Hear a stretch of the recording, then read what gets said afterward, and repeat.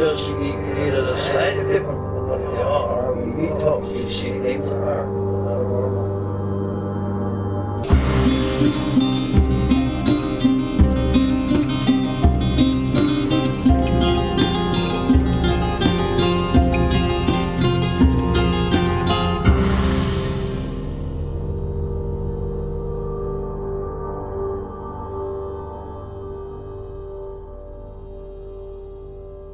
Welcome to Strange Familiars. If you've seen something strange, something paranormal, whether it's a cryptid like Bigfoot, a ghost, a UFO, or an alien, anything paranormal, or if you know of a story you think we should cover, you can email us, strangefamiliarspodcast@gmail.com. Welcome back, Alison. Hi, Tim. It's hermit time. I think we're going to see a rise of hermits. I think hermits are coming back. I can see why. Yeah. It's not an unappealing lifestyle at this time. I've had several people say to me offhandedly that they're just kind of done with humanity on a general level at this point. I understand how this could happen, particularly at this time period. Sure.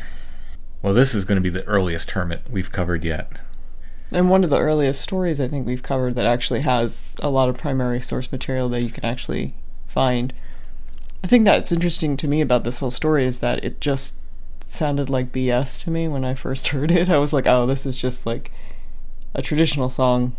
Like a folk story kind of thing. Yeah. It just sounded like a folk story. It didn't sound like something that actually happened. It sounded like, an amalgamation of sort of moralizing tales telling women to not get involved with men who deceive them into...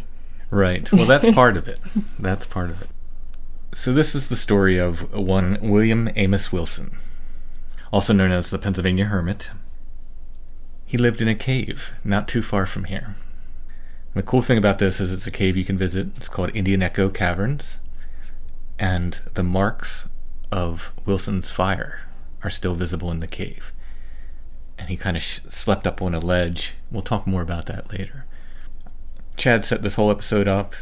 He organized it with Indian Echo Caverns for us, so I want to thank Chad, and we definitely want to thank Indian Echo Caverns, who were very, very nice to us. They gave us a private tour and gave us access to the cavern. A great tour guide, too, and Daniel was our tour guide. And we'll definitely hear more about that in a few minutes, too.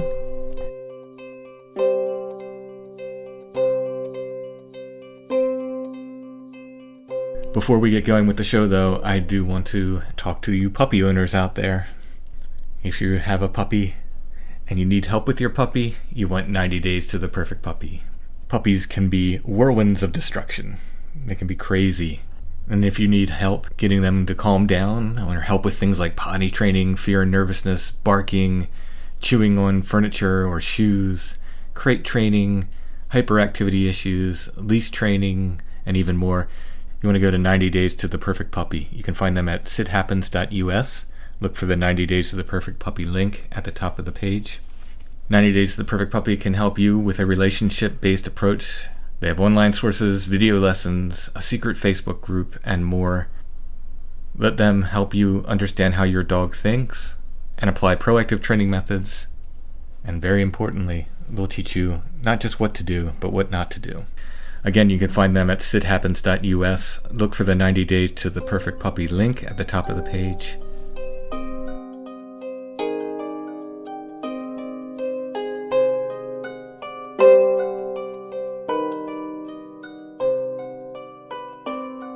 So where do we begin with William Amos Wilson?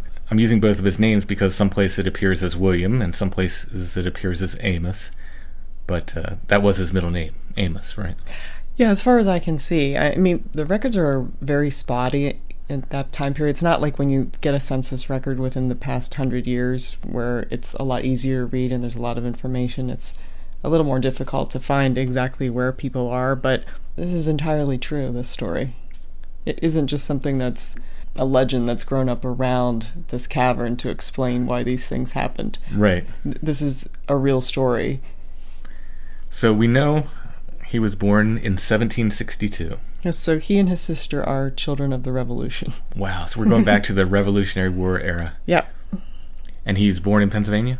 Yes, they're born in Chester County, and so a lot of this takes place anywhere from Chester County, sort of the area close to Hershey, Pennsylvania, to Chester County and like greater Philadelphia area. They were born in East Marlboro, Chester County. I know from the articles that they often take great pains to say that they were born of good parents. Yeah. Raised properly, but Satan got to his sister, Elizabeth Harriet. Yeah, no, this story is as much about his sister as it is about him. Yeah, she's definitely the catalyst for his hermitdom.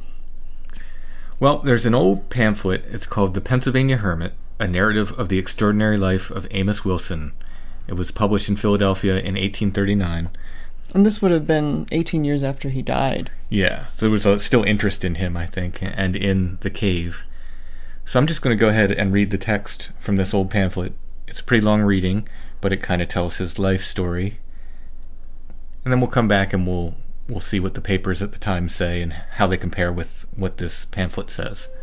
That was written, like you said, 18 years after his death.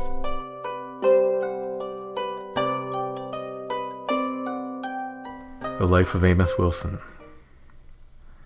Amos Wilson, usually termed the Pennsylvania Hermit, whose eccentricity and seclusion from human society for 19 years has excited so much curiosity in the western part of the state, was born in Lebanon, Dauphin County, Pennsylvania, in 1774.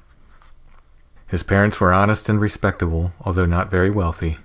Amos was their only son, whom, at the age of 16, they apprenticed to the stone-cutting business. He was a youth of correct habits, and during his apprenticeship very deservedly respected by all who had the pleasure of his acquaintance. His countenance was of a meek and modest expression, and perfectly characteristic of a mild, affectionate temper. Indeed, he was a youth who bid fair to become not only a valuable member of society, but the support of his parents in their declining years, had it not been for the most distressing circumstance, which not only forever destroyed their peace of mind, but rendered their son, apparently, the most unhappy of human beings. Wilson had an only sister, but 2 years younger than himself, of whom he was affectionately fond. She was a young lady of amiable disposition, and not less esteemed by her acquaintance for her virtuous and unblemished character than the youth to whom she was so nearly allied. But alas, esteemed and beloved as she was in her early youth, for her love of virtue, at the age of 19, cruel fate doomed this deluded and unfortunate young woman to suffer an ignominious death. Deceived and shamefully seduced by a wretch, who had, with protestations of love and promise of marriage, succeeded in depriving her of all that could render her respectable in the eyes of the world. With the hopes of concealing her shame, she, in an unreflecting moment, committed a crime which by the laws of our land is punishable with death, and for which she was condemned and publicly executed. The exertions were made by a large number of the most respectable citizens of Pennsylvania to obtain a pardon for and save this young woman from an ignominious death, were perhaps beyond all example in this country, yet were unattended with success until the very day previous to that appointed for her execution. Her brother, who had been constant in his applications in her behalf to the executive since the awful moment of her condemnation, early on the morning of that day hastened to Philadelphia, where he prostrated himself at the feet of the governor, and with entreaties stronger than we have power to express, begged that, in regard to his aged and afflicted parents, the life of their wretched daughter might be spared. The plea for mercy of the half-distracted brother, bathed in tears, was irresistible.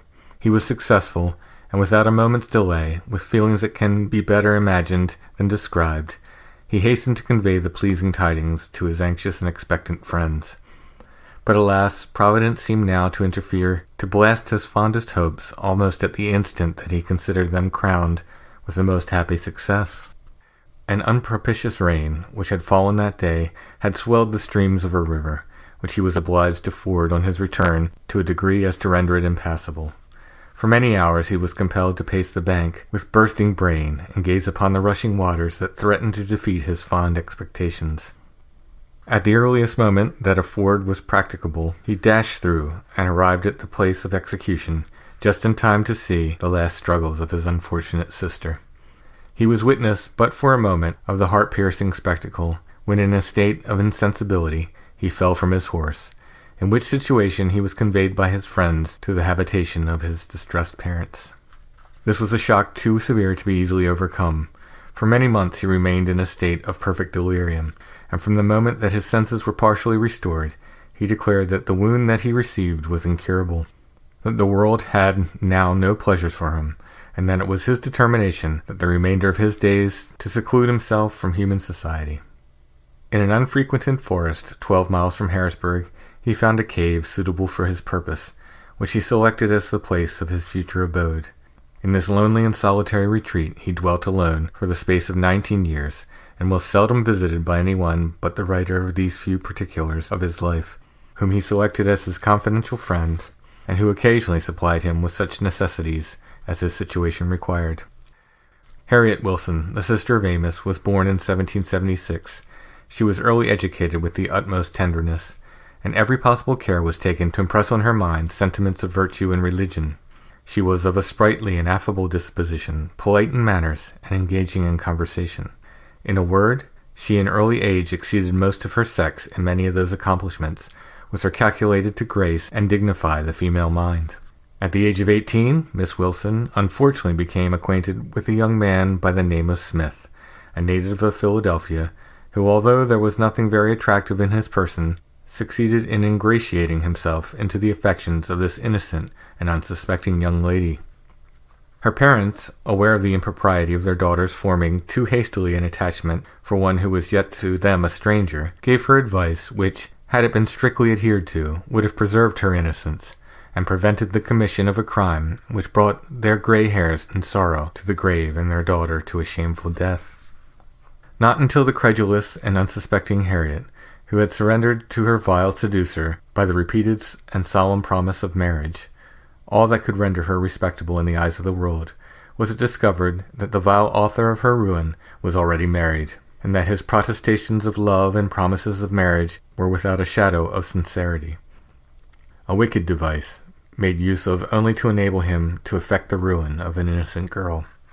This poor deluded female, now too late, saw her imprudence in listening to the false vows of her vile seducer.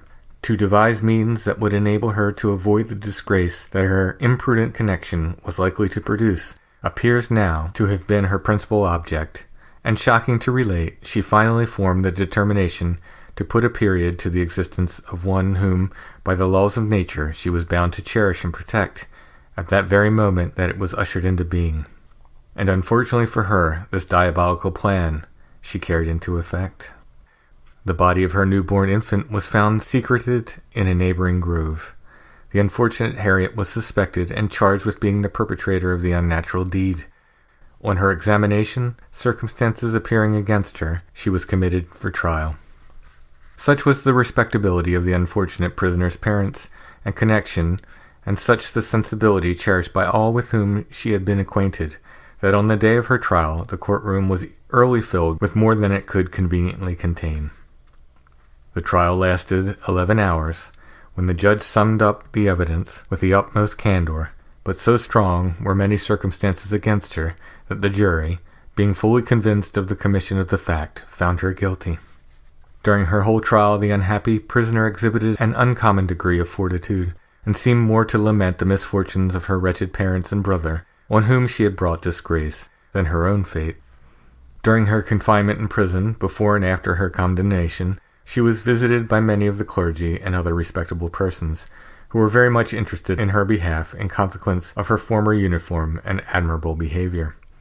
She exhibited many proofs of penitence, and employed almost the whole of her time after her condemnation in prayer and in perusing the sacred scriptures.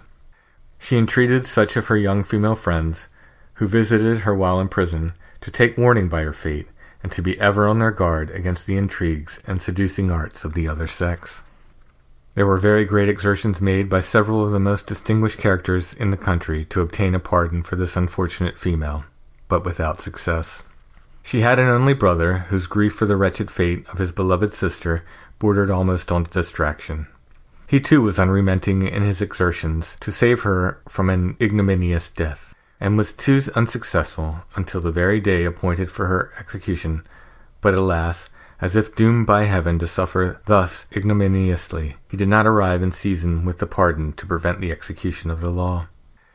The day of her execution arriving, by her request a suitable prayer was made by the Reverend D. White in her apartment, and the sacrament was administered. The parting between her and her aged and afflicted parents, and many of those with whom she had been most intimately acquainted, was affecting beyond description. At 10:30 a.m., accompanied by several of the clergy, she was conveyed to the gallows, she having taken an affectionate and farewell leave of her friends, and rather appeared disposed to impart to their comfort than to repine in consequence of her own unhappy fate. When ascending the platform, and after the fatal cord had been affixed, her countenance displayed a serenity that appeared more than human, and when she gave the signal, there was a collected gracefulness and sublimity in her manner that struck every heart, and is above words or ideas. After she had been suspended nearly a minute, her hands were twice evenly and gently raised, and gradually let to fall, without the least appearance of convulsive or involuntary motion, in a manner which could hardly be mistaken, when interpreted as designed to signify content and resignation. At all events, independently of this circumstance, which was noticed by many, her whole conduct evidently showed, from this temper of mind, a composed and even cheerful submission to the views and will of heaven, a modest, unaffected submission entirely becoming her age, her sex, and her situation. In less than 5 minutes after the fall of the fatal drop, her brother arrived with a pardon, with the governor's signature affixed. A letter directed to this unfortunate brother was deposited by his wretched sister in the hands of one Reverend Divines, who attended her, to be delivered to him as soon as he should return, and of which the following is a copy. My dear brother, as the awful moment has nearly arrived, in which the dreadful sentence of the law is to be executed upon me, I am confident that we shall meet no more in this world. Your failure to return yesterday at the hour you appointed satisfies me that you have again been unsuccessful in your application for a pardon, and that you wish to be as far distant as possible from the distressing scene, which a numerous throng of unpitying spectators are already collecting to witness. My dear brother, I am happy to inform you that I am prepared to meet my fate, and shall die penitent, and in peace with the world. I trust that I have made my peace with my God, in whose presence I must shortly appear. My dear brother, the most I now suffer is from the consciousness of the disgrace and misery that I have brought on you and on my dear afflicted parents. Oh, may you endeavor all in your power to comfort them, and to satisfy them that it is the will of the Almighty, and that their heavy afflictions in the decline of life may prove for their spiritual good. My dear brother, my last request is that you cherish religion, and that you hereafter try in every way to promote it among your relatives and friends. It is this that will enable me to meet my fate with fortitude and resignation. I never thought in the former part of my life that it was possible for me to be so weaned from earth and my dear relations, and that I could have been so content to go down to the chambers of the grave. Considerations of eternity, my dear brother, will restrain your fondness for the vain amusements of this life. It will satisfy you of the importance of adorning religion by a holy, exemplary, and blameless walk and conversation. It is in eternity, my dear brother, that we must expect again to meet, and oh, it has been my constant prayer in prison that we may all meet there in happiness. Until then, I must bid you an affectionate farewell. Harriet Wilson. Thus fell an early victim to the seductive art of an unprincipled villain, the unfortunate and once beloved Harriet Wilson. The heart, not totally blunted to the sensibilities of humanity, must be so lacerated at the recital of this tale of woe as to have all other feelings extinguished but those of abhorrence for the seducer and pity for the unfortunate victim of his arts. To behold a female who, as it were but yesterday, was in all the bloom of loveliness, charming as a cloudless vernal morning, lovely as youth, beauty, and innocence could make her, doted on by her parents and brother, and idolized by all her acquaintance, now as an offender of the blackest caste, expiring on the gibbet, to appease violated justice and a public warning against future crimes, must call forth the tears of sensibility and awaken the pity of benevolence. In the sublunary world, properly called the Vale of Tears, calamities assail us on all sides. Wherever we turn our eyes, human misery is presented to the view in all her dark and imposing attitudes. and the hideous form of vice stalks uncontrolled in whatever clime we range. Man, who was originally created in the form of his Maker, and once lived in innocence, peace, security, and happiness, is now, for having disobeyed the mandates of the Almighty, fallen from that blessed state, and is now surrounded with all the evils and dangers attendant on sin and misery. Satan, like a roaring lion, ranges about seeking whom he may devour, and man preys upon his fellow man. Often do we see the wicked rolling in riches and honors, while poor depressed Marat is too often abandoned to poverty and scorn. The tenderness and sensibility that prevails in the minds of females subjects them to many temptations and dangers from which men are in a manner exempt. Their weakness and dependent state places their reputation on a foundation so slender that the smallest breath of wind will overturn, and the slightest touch indelibly tarnish.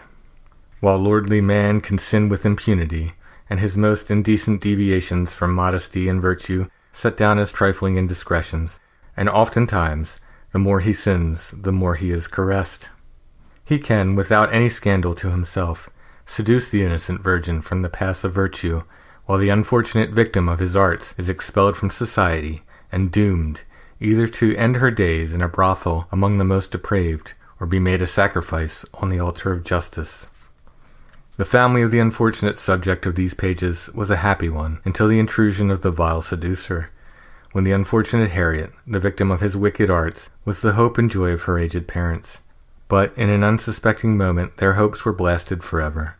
Their gray hairs were brought in sorrow to the grave. A doting and only brother was thereby driven into a state of retirement, and during the remainder of his days lived a recluse from the society of man. My fair readers, you see by the foregoing pages the gradation of evils attendant on a departure from that dignified modesty which renders you respected and loved by the good and worthy of the other sex.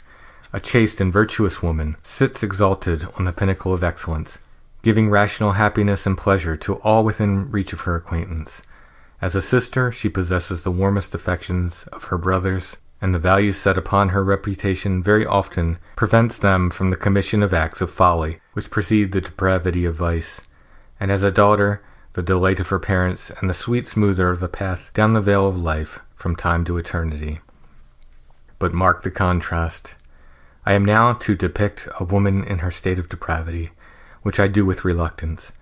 View the scenes of dissipation, and the closing resort upon the earth of those misguided females, who, too credulous, lost all that rendered them dear to society by not hearkening to the suggestions of the inward monitor. Turn your attention to those houses of debauchery where vice reigns triumphant, and on whom poor mourning virtue sheds a tear of pity. She, what once was beautiful and enticing, now converted into a load of corruption. Behold the female form, disfigured by blows and nightly abuse, carrying nothing human about it, nothing but what the eye will turn from in disgust, a burden to itself, and an encumbrance on earth, and you will know how highly to prize the value of female chastity. But should your seducer not immediately forsake you, but keep you under his protection, you stand on uncertain ground, subjected, as it were, to the tyranny and caprice of a villain on whom you should depend for support, and at whose option, bound by no ties, he can cast you on the world at pleasure. Then, step by step, you fall into the current which leads to the verge of female misery. Wilson, in his dreary abode, was as comfortable as could be expected. A table, a stool, a bed of straw, and a few cooking utensils was all the furniture that his hut contained. Although he could never be persuaded to shave himself, he was in other respects very particular in keeping himself cleanly attired, and his habitation free from filth. The greatest portion of his time was employed in making millstones, which were disposed of by the writer, and the proceeds expended for such necessaries as his situation required. Much of his time was, however, devoted to reading and writing, of which he was extremely fond from his youth. The Bible and other religious works were the books preferred by him, and he was always punctual in his morning and evening devotions, and repeatedly declared his strong faith in the Christian religion, adding that he felt perfectly happy and satisfied with his situation, and craved not the wealth of the rich in this world, as he sought treasure of more estimable value in heaven, and that he envied not the appearance of earthly happiness in any man, as he believed that he had bright prospects of enjoying that which was more permanent in the life to come. Although he employed much of his time in writing, he ever refused to expose his manuscripts to the inspection of even his friend, declaring that he intended them for publication after his decease, for, as it was his determination that his fellow creatures should not receive any benefit from his society, while living, he hoped he should be enabled, at the termination of his earthly existence, to leave them a legacy, which, if attended to, might prove for their earthly as well as spiritual good. On the writer's expressing to him his surprise, one day, that he should be found so willing to exclude himself from the social enjoyments of human society, he thus replied, "I live the life of my choice. I prefer being a recluse from the jars of a contending world, and the mistrusts and jealousies of an ostentatious race, who have already inflicted a wound which they can never heal. Retired in this lonely cell, I meet not the neglect of ungrateful friends, nor hear the taunts of children of pride. I court only the company of the divine spirit of the most holy, and the clamors of the foolish disturb not my pious meditations, nor the sneers of ignorance excite painful sensations in my peaceful breast. The shafts of envy, tipped with calumny, spend their force ere they reach me, and the vain of mankind may satiate themselves with folly, iniquity, and deceit, and I shall not be rendered more miserable thereby." But a few years since, this extraordinary and singular character expired in his hut, unattended by a single friend to close his eyes. His exit must have been very sudden, as he was left the evening before in tolerable health by the writer.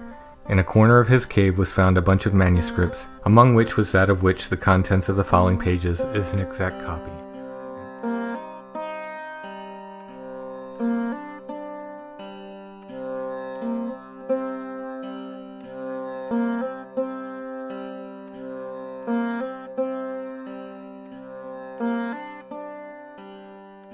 We'll be back to our story of William Amos Wilson and his sister in a moment. I want to thank our patrons. Thank you so much, patrons. We could not do the show without you. Our patrons make Strange Familiars possible. If you like what we do, if you like Strange Familiars and you want to help us keep making Strange Familiars and get extra content besides, you can become a patron at Patreon. It's patreon.com/strangefamiliars. For $3 a month, you get full extra shows. We just dropped a patron show last week on Cabinets of Curiosity, and we're going to follow this show up with a patron show, more on William Wilson, and a lot more on some of the strange things that go on around the cave, and even a mystery box that was found inside the cave. So patrons will get to hear that very soon. There are different levels of support at Patreon. You can go check them all out. Again, that's patreon.com/strangefamiliars. If you'd like to make a one-time donation to help us out, you can go to the show notes at strangefamiliars.com under every episode and look for the paypal.me link. Click on that to make a donation via PayPal. Everyone can help by sharing the show on social media, by liking and subscribing wherever you're listening, and by leaving us those nice 5-star reviews, which helps get the show in front of new potential listeners.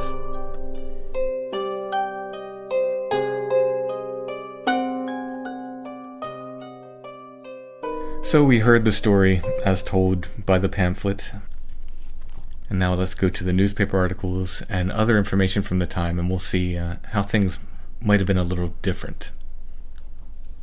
So William Wilson was apprenticed to be a stonecutter. Do we know that much else about what he was doing around the time that the tragedies befell his sister? No, there's not a lot of information. I think most people who live these sort of like typical lives don't generally make the papers too often, unless they're selling land or something, and it just, his name's very common. Yeah. And so until he became sort of extraordinary by being this hermit, there's not a lot of information about what he was doing. But we do know what his sister was doing. Yes. Pennsylvania actually keeps a record of everyone that they've ever executed from the beginning of the colony to present day. I have not had an occasion to use this before, but in absolutely plain writing it says Harriet, waitress, age 27, hanged in Delaware County, with the precise date, and it's entirely accurate that this happened. Like I said before, this is a story as much about Harriet Wilson as it is about William Wilson. And she goes by, sometimes she's Elizabeth and sometimes she's Harriet. My guess is that that's either her middle name or she used that as a nickname or something. So it's used interchangeably during the different stories. So these different narratives, a lot of them contradict each other. They say she has one child, they say she has twins, but you found information that said she actually had children previous to the children that were murdered. Yes, apparently she had 3 children out of wedlock before she met up with the bad guy in the story and had these 2 illegitimate twins to him. This is a bad time to be having children out of wedlock. It's never a great time, but I mean, Yeah. but at a time when you basically become a societal Outcast. Yeah, it's So, what leads to the murder of these twins? And I think they're twins because the papers at the time were twin children. Yeah, it's part of every pamphlet of the time. It's in all the other records as well as twins, infant boys. Basically, she involves herself with a man who gives a false name. He's married. She says that he purports himself to be single, and only because of his promises of marriage is she coerced into a carnal relationship with him. A lot of these narratives talk about her living in Philadelphia and working at the Indian Queen Tavern. I don't think this is true because that puts her basically in the most prestigious tavern at the time. Okay. This is where most of, like, after all of the goings on during the Revolutionary War, at the end of the day, this is where the notable people would retreat to. So you could hang out with Ben Franklin? Yeah, exactly. Like, this is where Ben Franklin hung out. I don't think this is where she hung out. And here's makes for good story, though. Probably people knew the name of it at the time. Yeah, and then there were other bars that copied that name and were in other places, so I think that makes for a much better story. There's also a Cross Keys Tavern, which is close to where she was actually living at the time. She was living at Cross Keys, which was near Chestnut Street in Philadelphia, and there was a Cross Keys Tavern at the southwest corner of Chestnut Street and 4th, and it's actually close to what is now called the DeLong Building, which I thought was interesting because the man who gives his name to her as who becomes the father of the children, his name is DeShong. Oh, interesting. So I don't know if there's just a coincidence or something more. Or something more, yeah. Interesting. What happens to these children? She tells him that she has these 2 children, shows it to him, and he agrees to meet her. Now this, I mean, if you've ever heard any folk song whatsoever, if someone tells you to meet them alone in a woods somewhere, it's not gonna. There's either a grave lying by, or you're near a river. It's not gonna end well. I mean, one of my absolute favorite folk songs is a very similar narrative to this called "Oh Me Wise," and it's about a girl who gets involved with a moneyed man, and he doesn't want her to have a child, and so he kills her. He drowns her in Oh Me Wise, I believe. Yeah, he drowns Oh Me Wise. So this is a very, to me, I was like, that's why I thought that this story just rang so false, because it sounds so much like a folk song. So basically, she's staying at random places. She has the babies. And then in October of 1784, she meets him in the woods, and he kills the babies. He kills the babies. He kills the babies. See, some of the reports have her as sort of a murderess. When she gives her explanation, which makes a lot more sense, he basically talks about how he's not going to give her any money or any legitimacy, and he just basically eliminates what he sees as a problem. Oof. And kills the babies in front of her, Oh. tells her to undress them, and then he kills the babies. Oh, it's brutal. Now this happens on the road leading from Brandywine to the Turk's Head. Turk's Head is like an older term for what is present-day Westchester. So if you're familiar with Philadelphia, you can kind of follow that road out. Mm-hmm. I believe some people that were crossing through the woods with a dog found the bodies of the babies. And then it very quickly unravels because she's the only one that's been in this area that had babies and then suddenly does not have babies. And so she's brought to trial the last day of October in 1785. It's curious to me why the father of the children was never... there's just nothing happens with him. There's all this uproar. They're executing a young mother, and there's never a thought of hey, maybe we should find this guy who actually did it, or at least is complicit in some capacity. It's horrible. Yeah, so she goes and she's executed. Her sin is basically having children out of wedlock. Oh, absolutely. And she pays for it with her life, and he gets away with it. Wow. So we do know kind of her movements a little bit before she's imprisoned. Yeah, I mean, they tell you who she rented a room from on Union Street, whose house she went to, out of town close to where the murder happened. It's all fairly well documented. From what it sounds like to me, I'd say she's probably a tavern girl. Oh, and yeah. She's working at these different taverns and probably moves as her employment requires. Loses a job one place or gets a better offer or whatever the case may be, and goes to another tavern in another place and just kind of moves around, it sounds like. Is there any information about these two children that preceded the twins? No, they're just offhandedly mentioned in her confession. It doesn't appear as if they show up as being raised by anyone else in the family. Her parents die after she does. There's no mention of them taking the children, nor her brother. And maybe she wasn't even living with them at the time. In some accounts, the man's name is not Deschong, and sometimes it's just Smith. I don't know if that just made for easier sort of generic... Copy at the time. Yeah, copy. I will just give them sort of a generic anonymous name. Yeah. Probably at the time they didn't want to besmirch the name of a man. Yeah. they wanted to protect him in case the story was false. They didn't mind pseudonym. They didn't mind executing her, but... Wow. So she's imprisoned from the time of her trial. In October of 1784. She's imprisoned until the date of her execution, which is January 3rd, 1786. And I believe she does get a stay sometime, because I think the initial date for execution was in late December. And then she gets, I think a first stay, or it's delayed for some reason to January 3rd of 1786.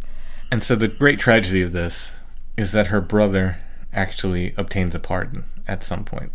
And so the story goes, he arrives anywhere from 10 minutes to an hour late. In a lot of these packets of the time, it says 23 minutes. 23 minutes. They're very specific. Yes, very specific. But basically just in time to see her freshly hanged from the gallows. Wow, that's got to be brutal. I mean, there are stories about how it had rained and that delayed him, or there was just... Yeah, I think in the piece I read before, it said the river had swollen and he couldn't cross or something, and that... But for whatever reason, even though she's protesting the whole time, basically saying that her brother's going to arrive, and they just say, we just can't hold it out any longer. We have to go through with this. Wow. So this was supposedly the note that was left on her table. Oh, could I but see my own brother, to speak just a few words to him, to case my broken heart that is distressed. Oh, how hard a thing it is that I cannot see him. Was he in my place and I in his, I would go to him. Was I on my hands and knees? But he will come to me, to speak one word to me before I depart this life and see man no more. So I just give myself up to the Lord, begging that he would hear my cries and give me life everlasting. So this true story of Elizabeth Wilson leads, so the legend goes, to William Wilson leaving society, retiring to a cave, and being a hermit for the rest of his life. But see, the curious thing about that is that this happens in 1786, and it says he spends the last 19 years in the cave. So it means there's a good 15 years time when he's not in a cave and not being a hermit. Right. And again, he's not Ben Franklin, so we don't know his every move. Yeah, exactly. I mean, he could have been busy being a hermit in some other capacity. It's only when he happened to fall into what becomes a pretty famous site in the area that we learn more about him. So he moves from Chester County to Hummelstown to this cave along the Swatara Creek that we now know as Indian Echo Caverns. It's had other names throughout the years. One of which is Wilson Cavern, or Wilson Cave after him. We were lucky enough to be given a tour of Indian Echo Cavern, a private tour. We'd been there a few times before, but thanks to Chad and Indian Echo Caverns, they gave us a private tour, and we have some audio from that. Talks about the cave and about where Wilson slept and so forth. I have to say, the natural reverb in this cave. You want to record there every week? Oh, it's wonderful. I really like that there's like, it's kind of soothing. You hear like just little tiny drips of the water coming off of the stalactites throughout the interview. You feel like you're in some sort of like subterranean. Yes. So Daniel is our host, our tour guide, and he's from Germany, so he has a bit of an accent, but I think it's kind of charming. At some point, Daniel tells the story of the hermit, which we've already told here, so I kind of fade that out and then fade it back up afterwards, because there's no sense in telling it twice on the podcast.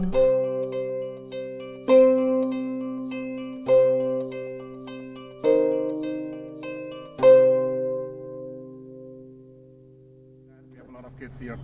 You should see that in the normal summertime without COVID. We have like 6-7 school buses here, 300 kids between the parking lot and between the playground, so pretty interesting. So down in the cave is no food allowed, chewing gum, tobacco products, vaping, drinks, candy, because there's a fragile ecosystem down there. Leads us all to a most important rule: please don't touch the formations. We have a very fragile ecosystem, as I mentioned. We have oil on our skin. You know that all, but better second time than oh, you didn't tell me that. We have oil on our skin. That's good for our skin. Keep it moist. Bad for the formations. Oil and water is not mixing. If you touch them, they will be not supported by water anymore. They need the water to grow. And over a scientific age of 400 million years, this cave became pretty beautiful, and we want to keep it beautiful as we can. Do you have any questions? Do you want to take a guess where I'm from? I'm not from Jersey. We can go this. No. Ah, okay. Not that Eastern European. Okay. More Western European. Between the Netherlands and Poland. I'm a relative of the Amish. Ah, okay. I'm German. Ah, okay. Came in June 2017 for a woman. Met her through online computer gaming. 2014, 4.5 years long distance relationship, traveling back and forth. At some point I made a step, came here to America. For me it was easier to learn proper English than for her to learn proper German.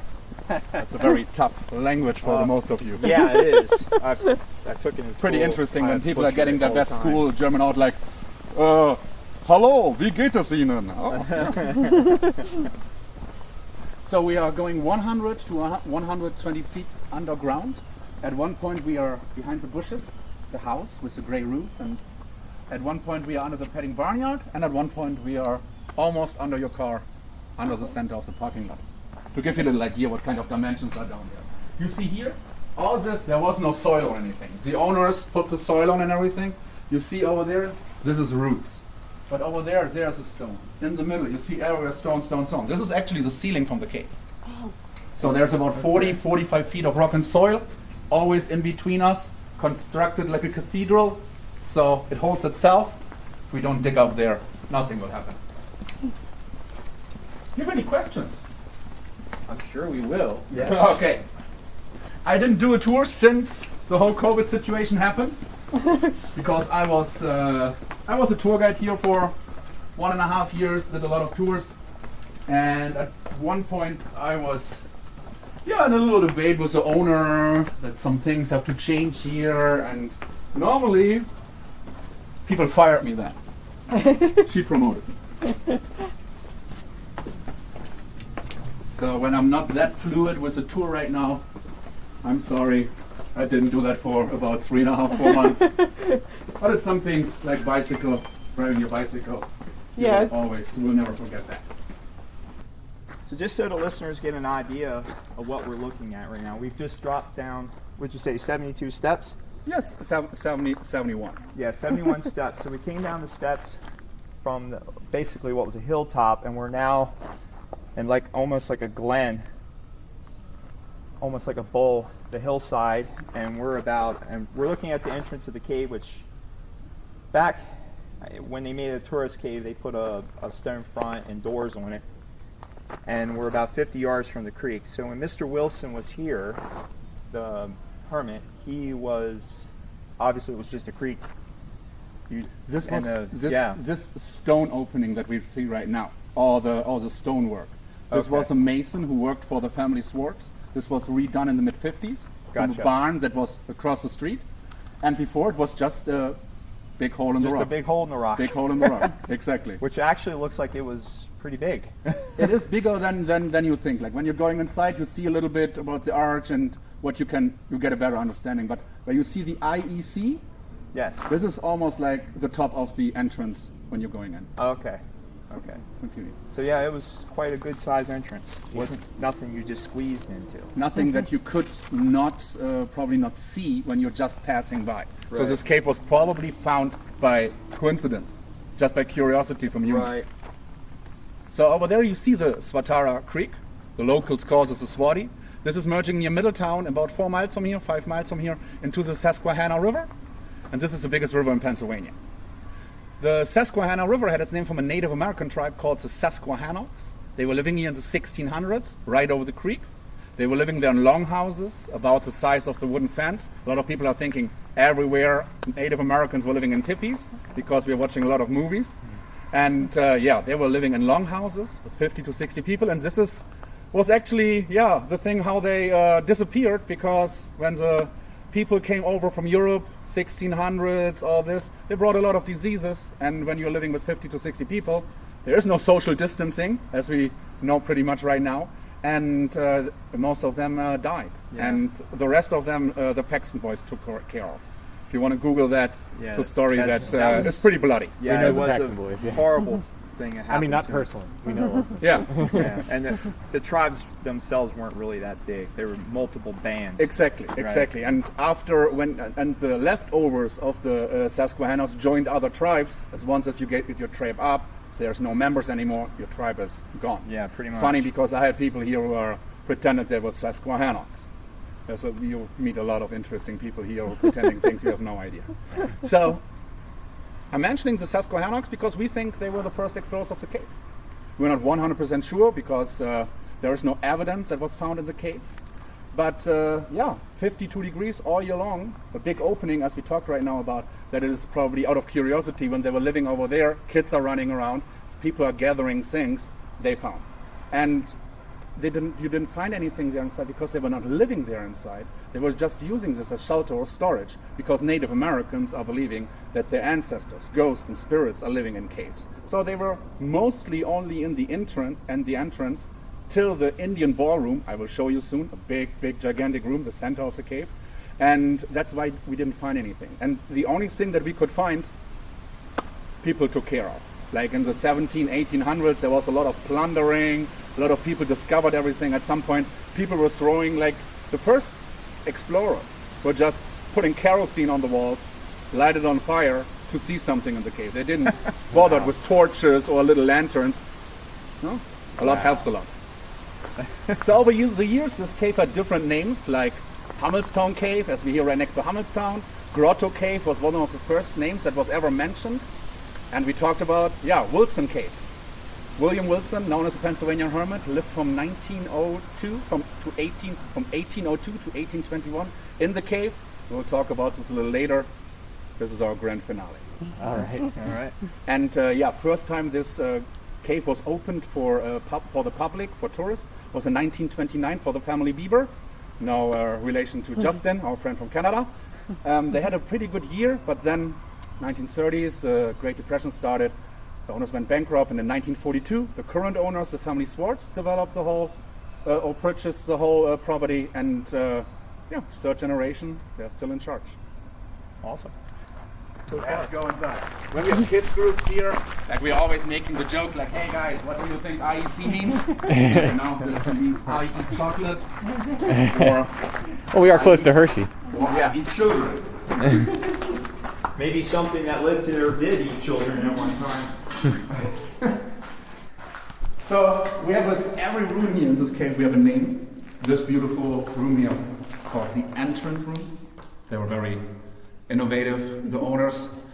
Yeah, at some point, this is the end of the tour, and this is called then the exit.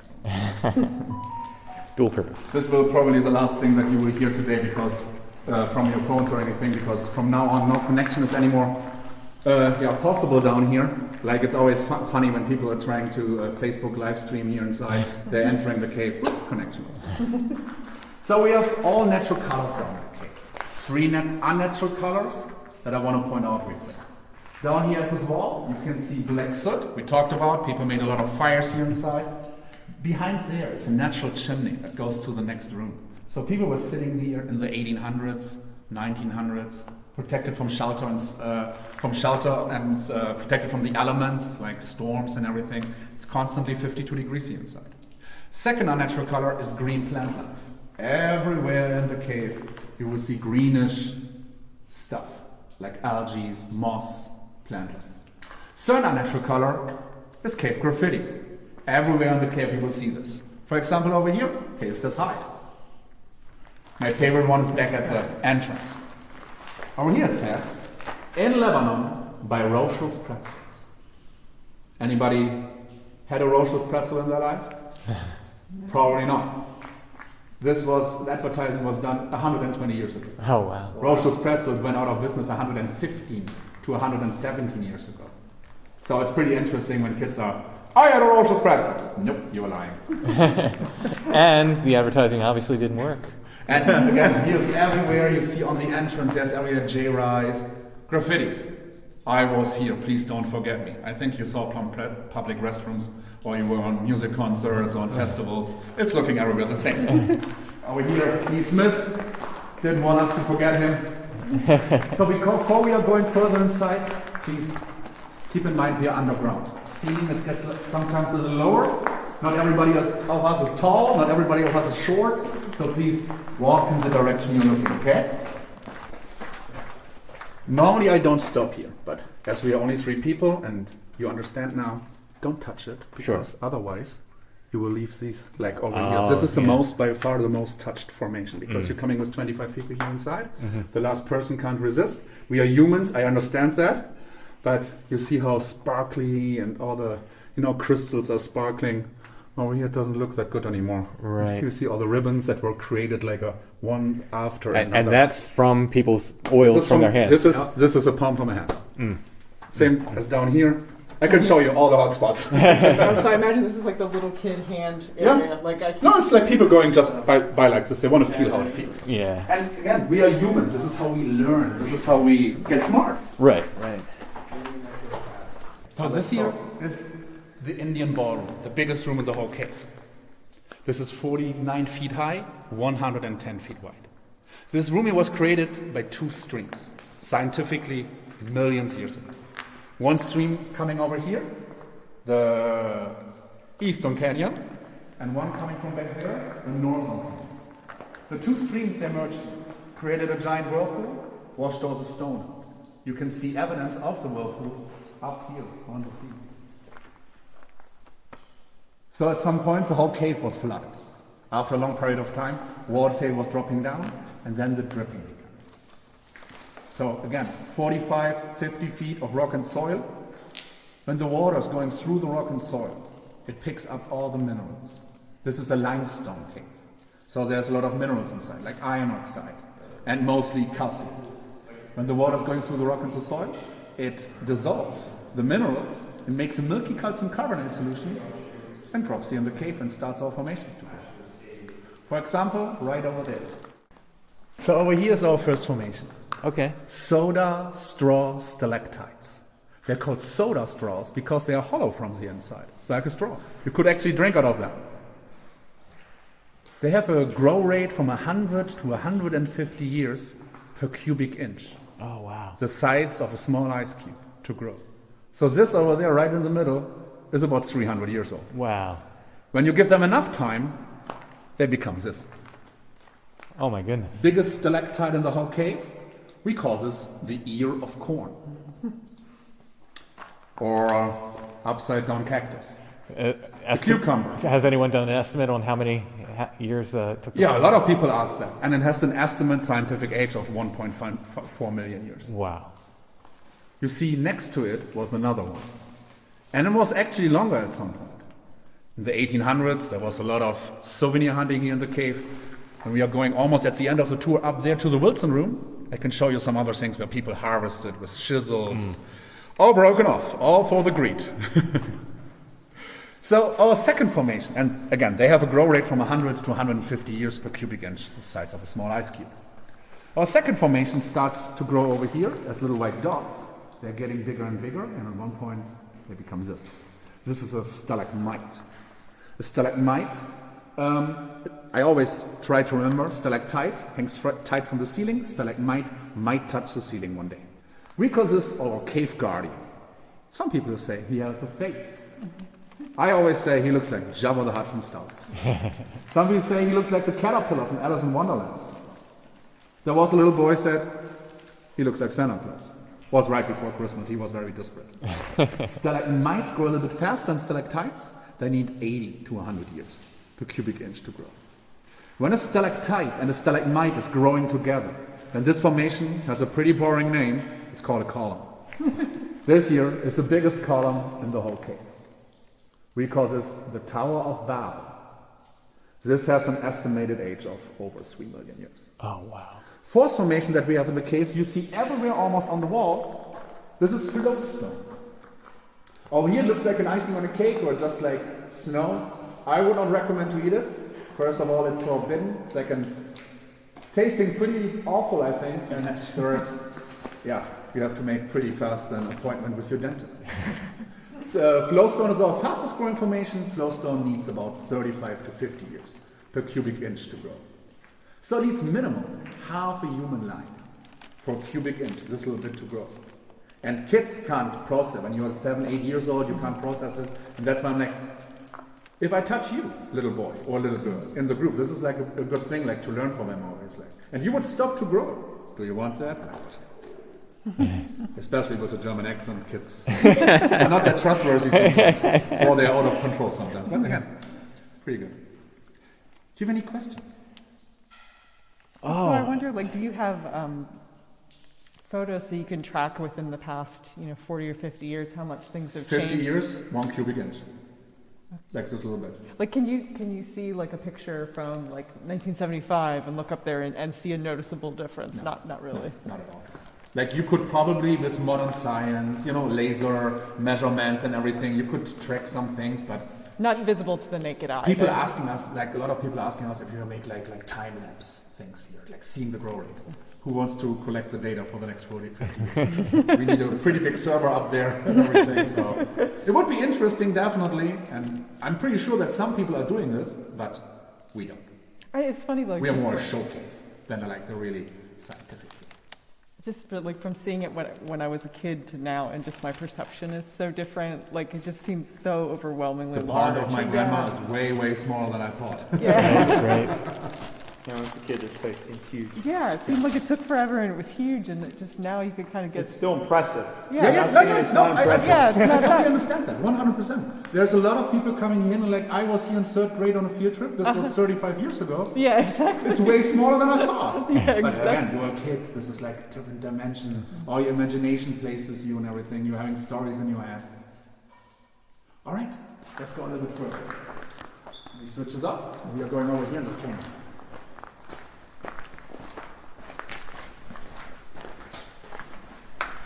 It's so dark back there. I have a night mode on my phone, and I for pictures. And normally it can pick up something, but when I'm into the dark and actually try to use it, it's nothing, nothing at all. It's so quiet. So this here is called the blue room. Called the blue room because of the blue-grayish limestone up there. This is the driest room in the whole cave. Water is going the way of the least resistance always. Water is channeling under this bridge here, and this is almost the wettest place in the whole cave. You hear everywhere dropping here all the time. You see puddles over there. So we have a good, when we have kids here, and sometimes adults are enjoying that too. We are saying we have a saying down in the cave, 1 drip on your head. This is 1 year of good luck, 1 drip on your nose, 5 years of good luck. If you could drip on your shoulder, I'm sorry to say, you've got a wet shoulder. All right, let's go a little bit further. What you had up here, this is known as Headache Rock.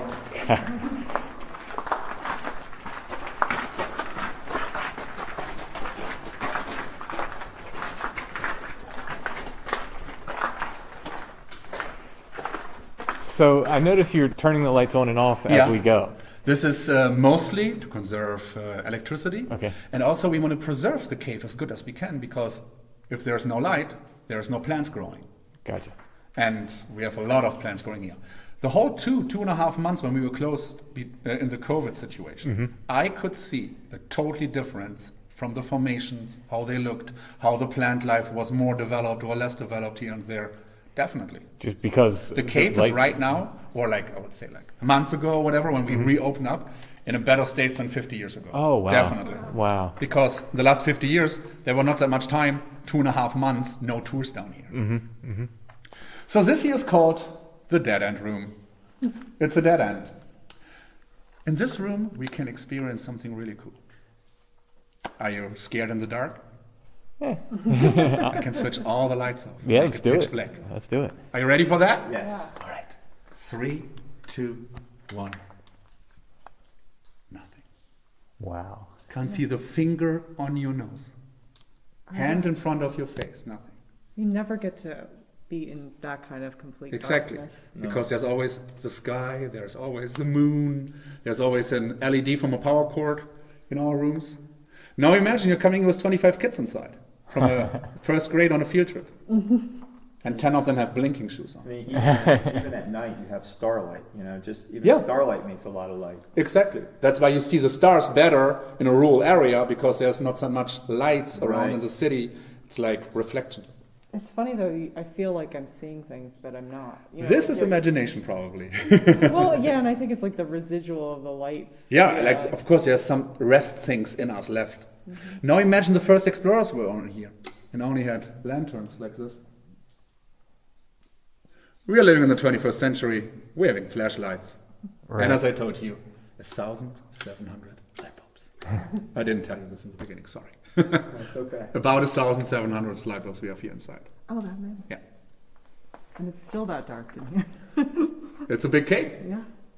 I mean, of course, we don't put the lights. We could make it more lighten up, but then it would not look that good because it's, you know, the shadows, everything is playing Oh, with. yeah. Yeah. So, this landslide that you see down here came down at one point, opened up a entrance up there. And in the late 1800s, the Hobo Cave it was called. People came in here. We closed this up because at some point it was getting too dangerous. I had on my 3rd week an older lady here. She was giggling when I talked about that kids were sneaking here in the 50s because she was one of the kids. Oh, wow. Oh, that's neat. Yeah, not that. Thank you for. I read this like on Facebook, like that people like, oh, I used to play in this cave. Oh, wow. We don't want to get famous because someone dies here. Oh, sure, Bad yeah. promotion is promotion, but we want to go with a good promotion. So, behind this rock and soil is another big room, almost as large as an Indian ballroom. But to open this up, we have to get permission, we have to get workers, we have to invest a lot of money, and we don't know what's happening with the stability of the cave after that. So far, no serious interest, no serious attempts to go behind there, but they made echo measurements here, they used sonar, sound waves, and they know that there's a room back there. So nobody's tried to spelunk No. back in through there? No. And of course, everybody thinks, that's the opening. No, it's not.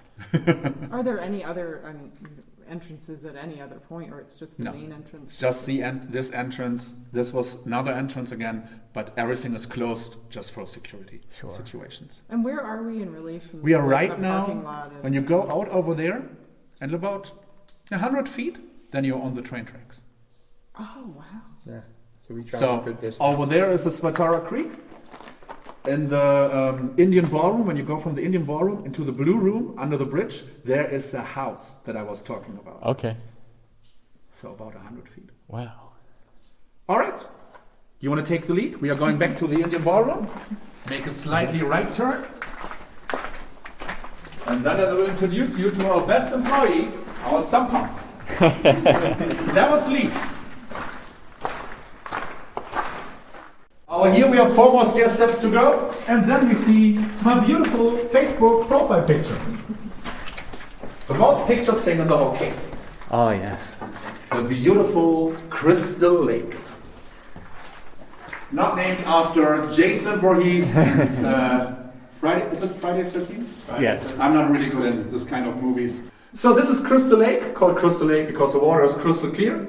Crystal Lake is about 5 feet deep in the back right now, and the water has about a temperature from 48, 49 degrees.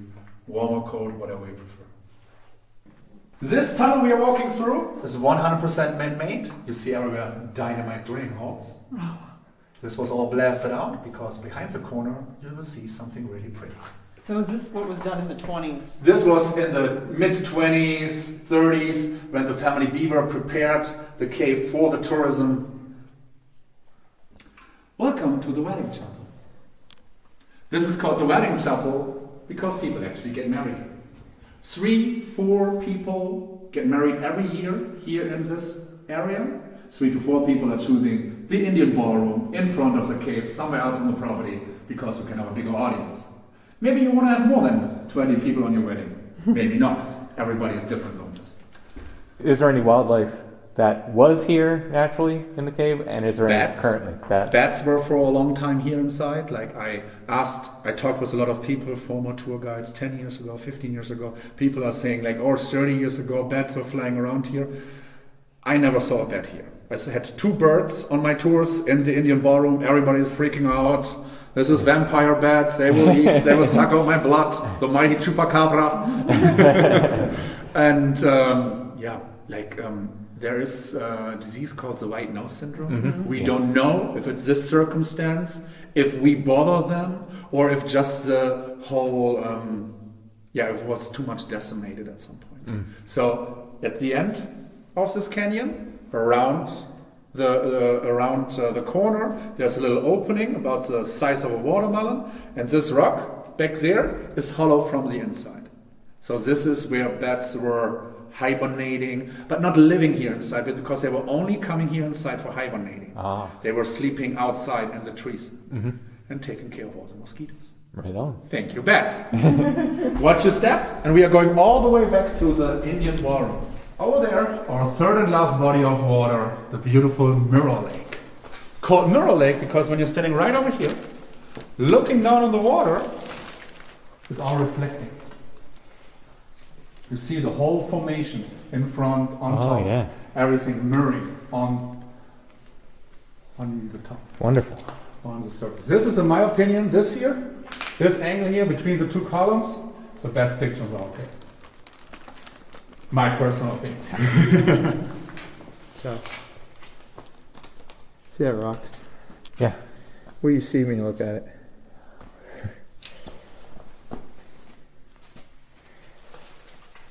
Spiral. Yeah. What are the odds?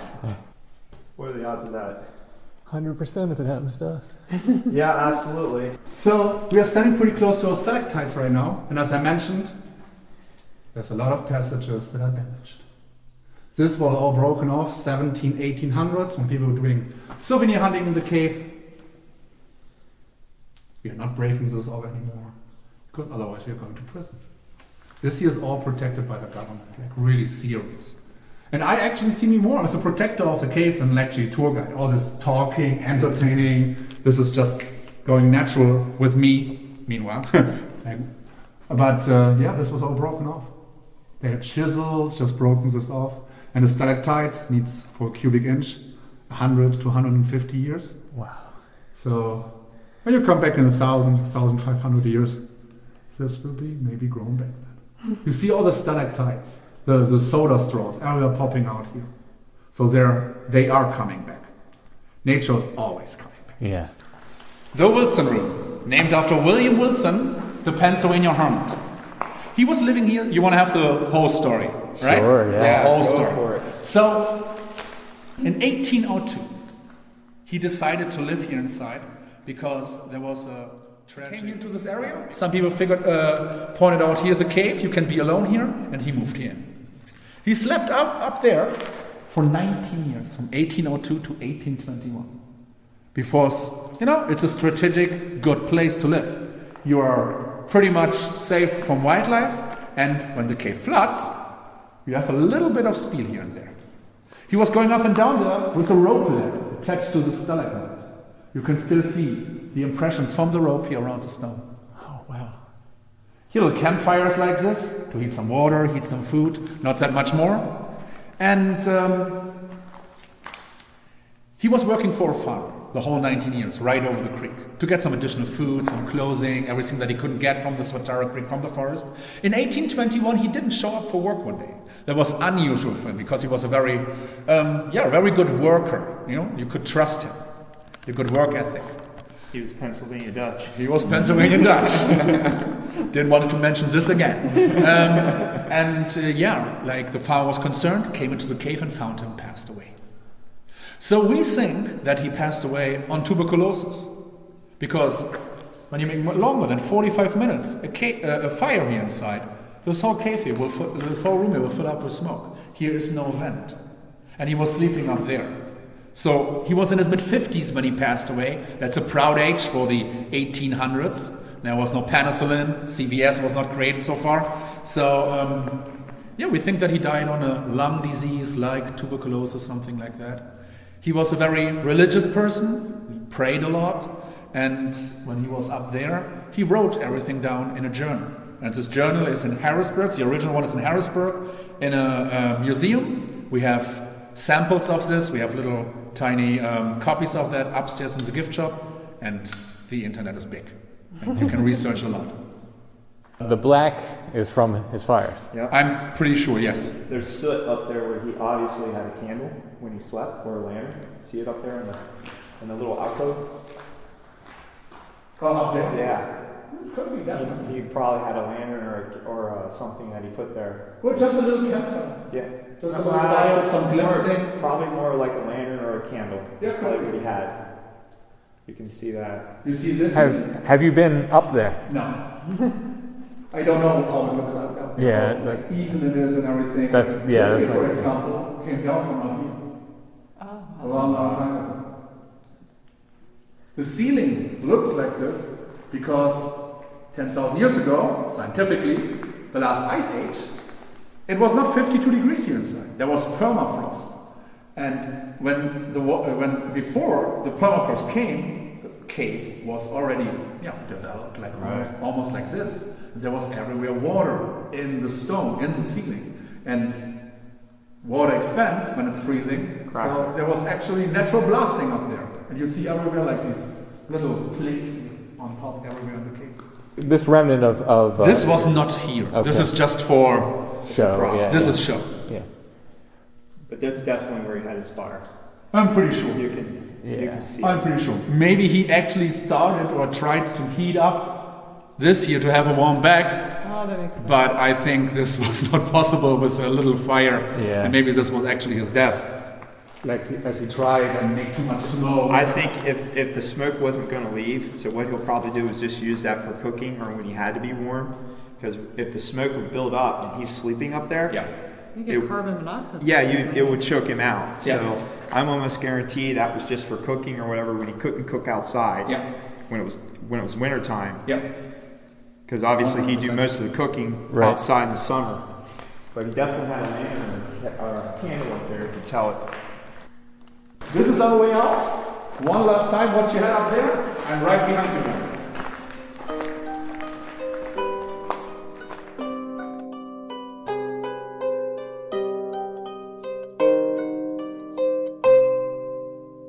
So William Wilson lives in this cave.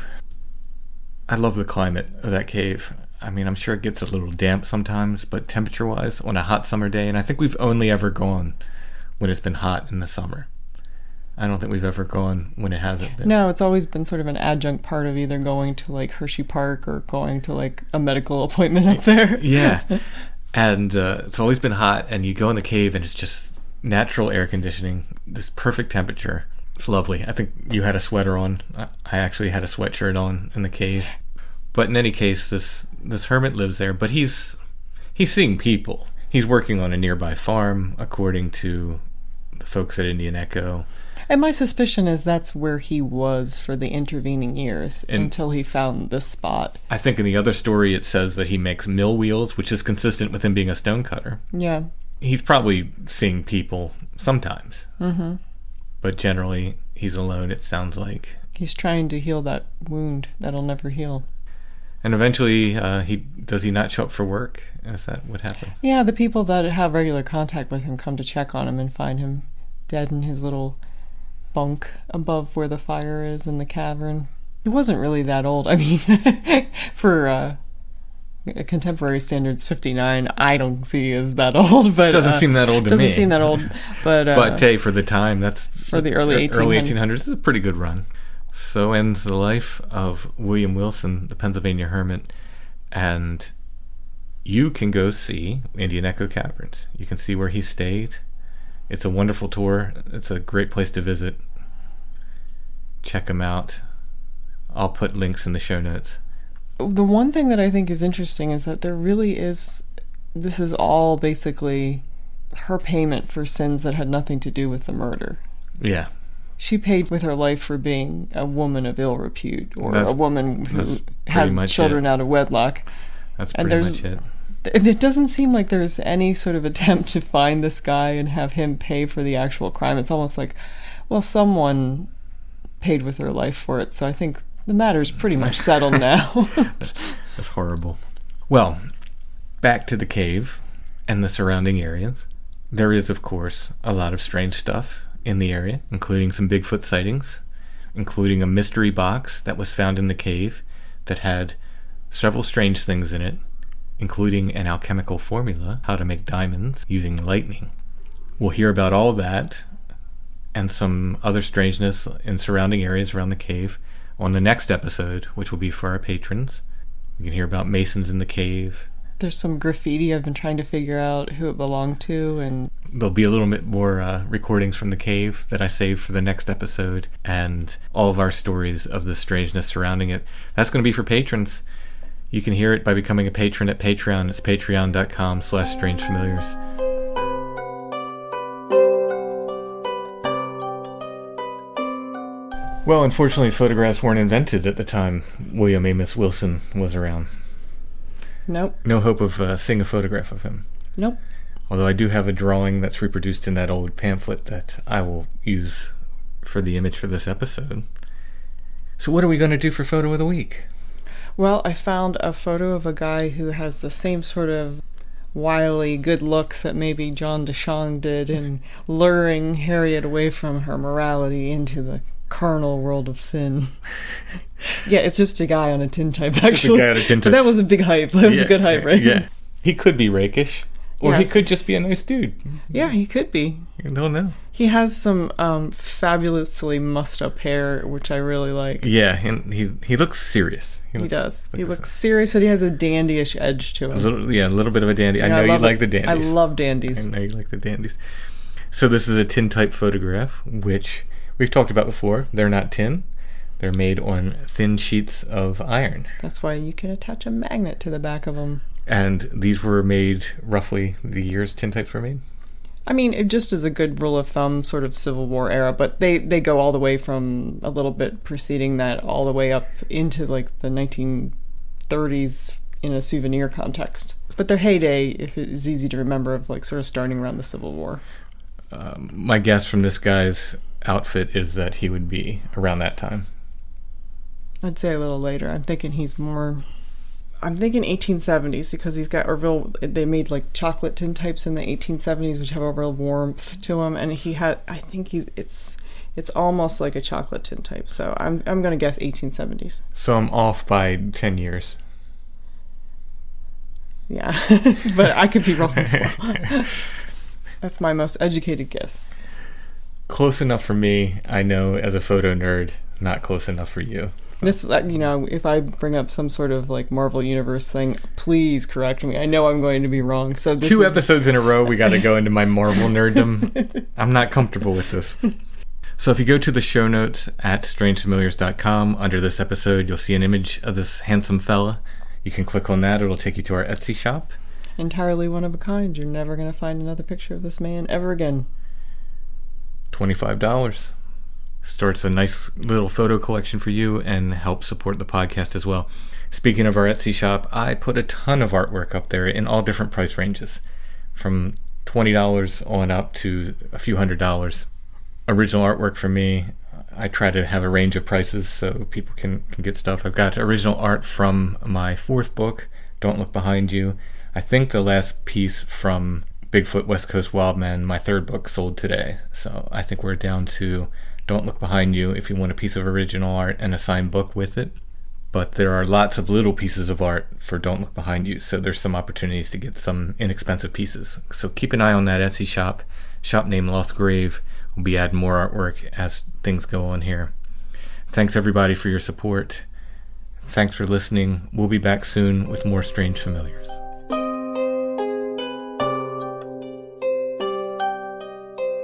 Strange Familiars is a production of Dark Holler Arts, music, books, art, podcasts, and more, darkhollerarts.com. Intro and background music is by Stone Breath. Go to stonebreath.bandcamp.com for more. We're on Facebook, facebook.com/strangefamiliars, where you can join the Strange Familiars gathering group, and we're on Instagram @strangefamiliars.